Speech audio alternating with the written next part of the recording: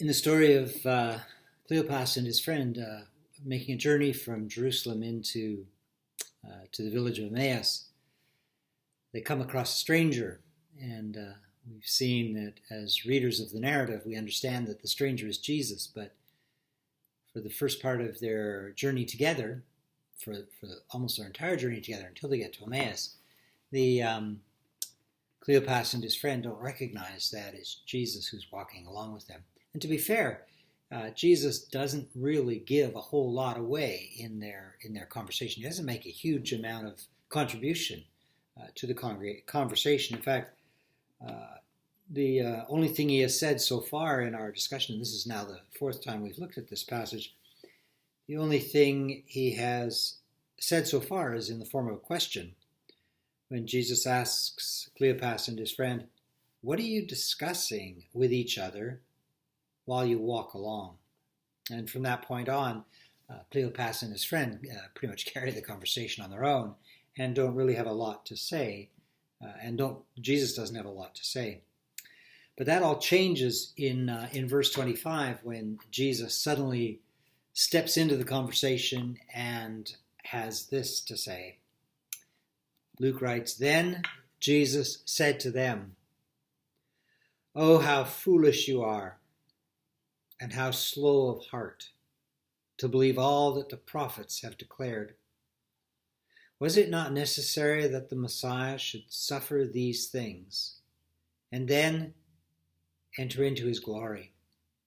Then, beginning with Moses and all the prophets, Jesus interpreted to them the things about himself in all the scriptures." So it must have been, I imagine, quite a sermon that Jesus gave, starting with Moses and going through all the prophets and interpreting how the scriptures had spoken about his person, about him coming, about the events of his life and his death. But the sermon doesn't get off to a really catchy start. Then Jesus said to them, "Oh, how foolish you are, and how slow of heart." It's hard for me to imagine launching into a sermon with, "Oh, how foolish you are, and how slow of heart." I can't imagine that it would garner me a really enthusiastic and sympathetic audience to start off by berating the congregation with, "Oh, how foolish you are, and how slow of heart." But it might not be quite as bad as it sounds.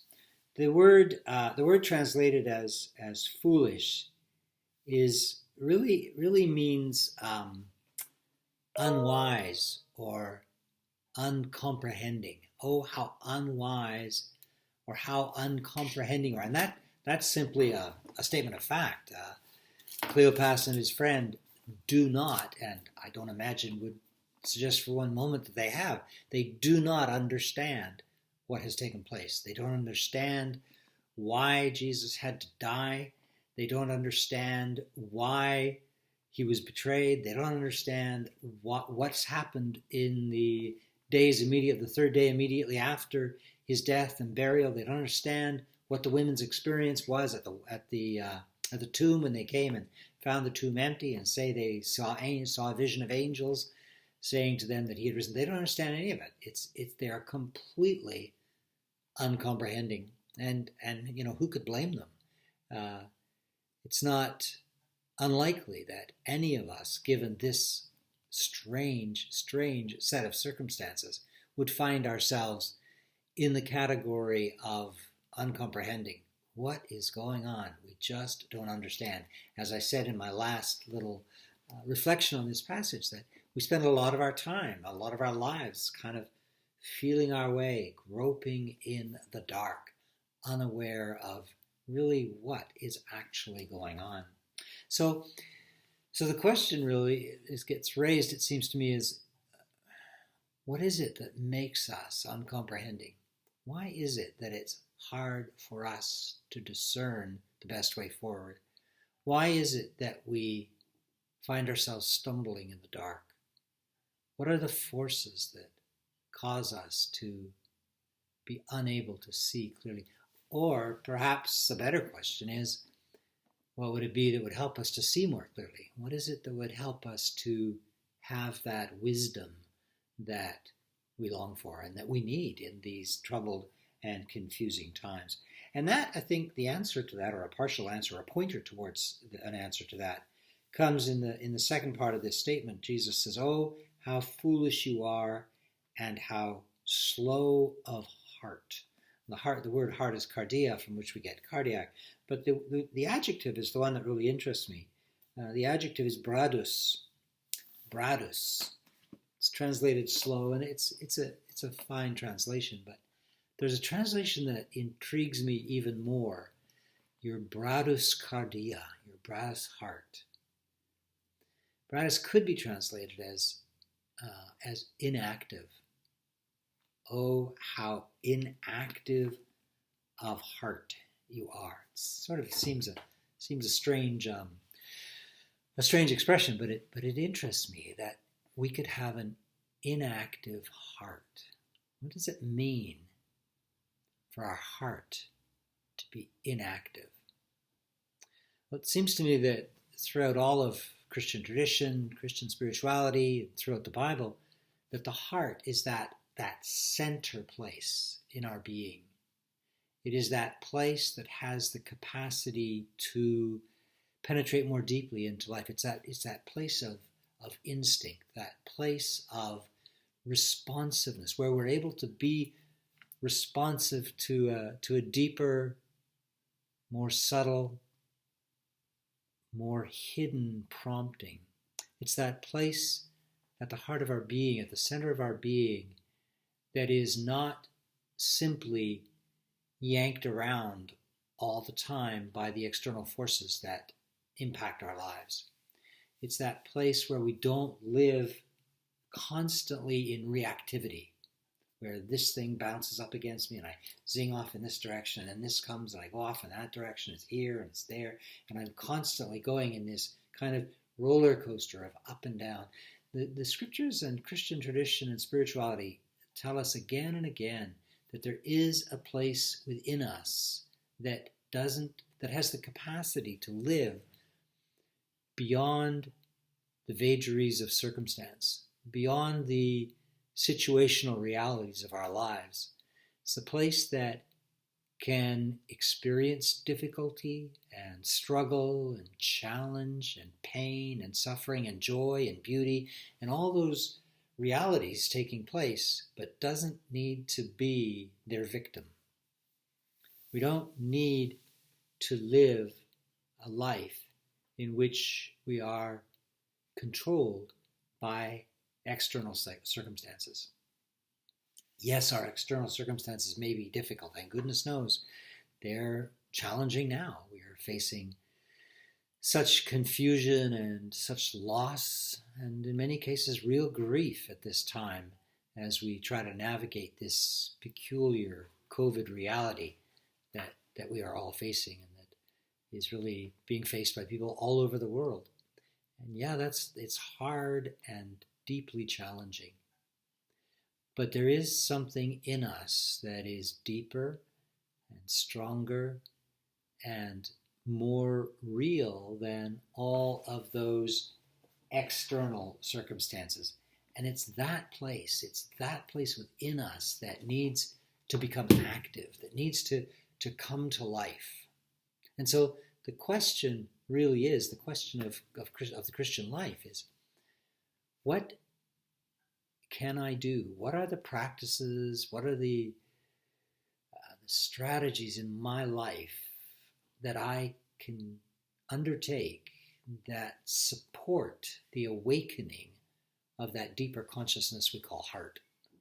What is there that I might commit myself to that supports that sensitizing of those deeper perceptions, those deeper characteristics, qualities that enable me to see more clearly? How do I activate my heart? And I suppose it wouldn't be a surprise to those of you who know me that in my life, one of those activities is silence, that simply being in silence, being still, stopping, closing my eyes, and for a time, excluding those distractions that so preoccupy the majority of my life. It's a matter of kind of stepping away for a moment from all those external energies and forces that so drive my life and demand my attention and preoccupy my thinking and prevent me from being in touch with that deeper, abiding, steady, strong reality that does have the capacity to find wisdom. The problem with these two travelers, Cleopas and his companion, is not so much that they're foolish. Foolish seems a kind of a trite translation to me.